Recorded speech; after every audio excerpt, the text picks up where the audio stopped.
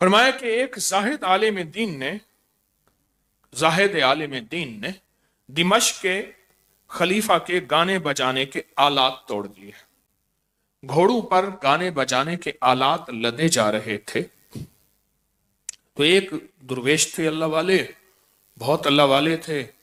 तो बादशाह के वो जो है वो आलात थे गाने बजाने के, उसने वो तोड़ दिए।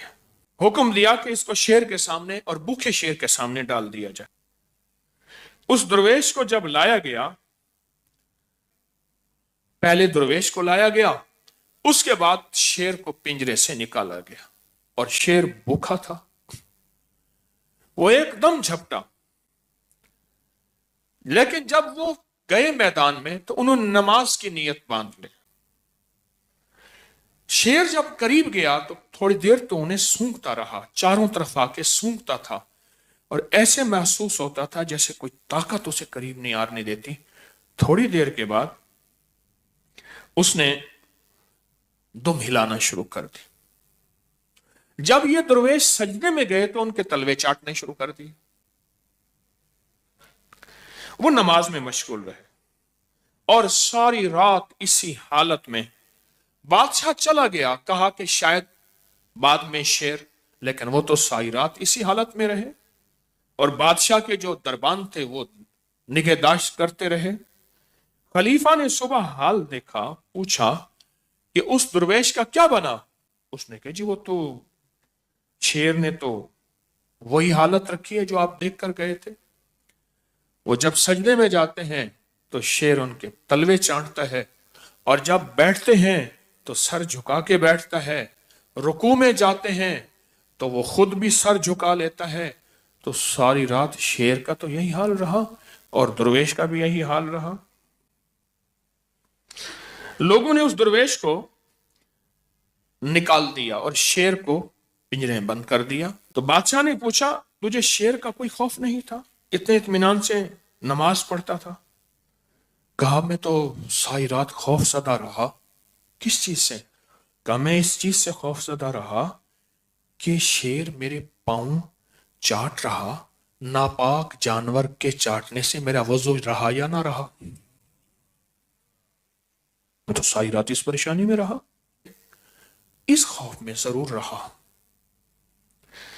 और कहा कि तुम्हें इत्मीनान? कहा बाकी इत्मीनान था। तो कहा इसकी वजह क्या है?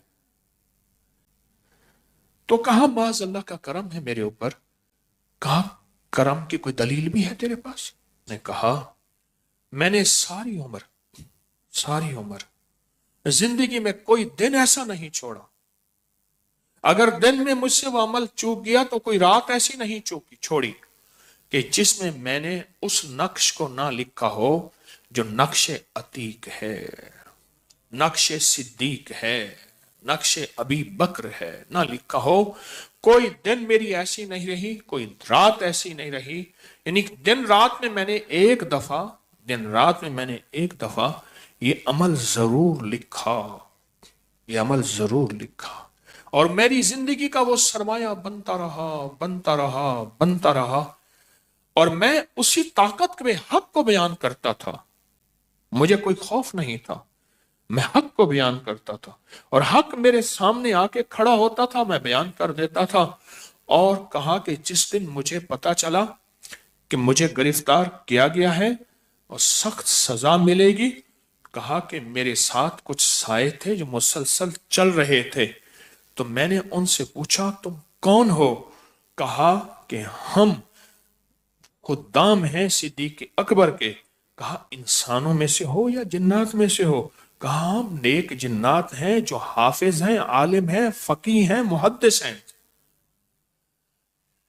हम तेरे साथ हैं और हमारी खिदमत लगाई गई है कि तेरी कदम कदम जगह जगह हिफाजत करें। और कहा वो मेरे साथ जब आए तो कहा मुझे पहले ही परेशानी नहीं थी और अल्लाह की जात पे भरोसा और यकीन था। तो मैं नमाज में खड़ा हुआ और मैंने शेर के गुराने की आवाज सुनी कि शेर मेरी तरफ गुराता हुआ शिकार की तरफ दौड़ के आया। कहा मुझे जरा बराबर भी तकलीफ नहीं हुई, इतनी कि जितनी मेरे पांव पे चींटी ने सफर किया हो। चूंटी पांव पे चढ़ जाती है ना तो उसका एहसास होता है।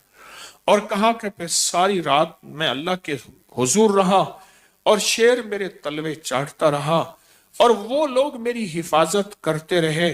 तो सुबह कहा नमाज फजर पढ़ ली मैंने, तो इनके खुद्दाम बादशाह के गुलामों ने खुद्दाम ने मुझे वापस लाए और वापस लाने के बाद एजाज से छोड़ दिया। तो सबसे पहला काम मैंने वजू ताजा किया और 7 दफा मिट्टी से पांव धोआ कि मेरे पांव को तो सारी रात शेर चाटता रहा और जरा खौफ भी नहीं था।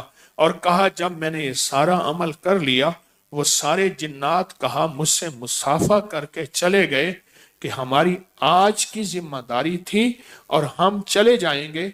और जा रहे और जाते जाते कहने लगे जब भी कोई मुश्किल परेशानी होगी इसी तरह तेरा साथ देंगे और क्यामत तक हर उस शख्स का साथ देंगे जो इस नक्श को अपनी जिंदगी के मामूलात में शामिल कर लेगा।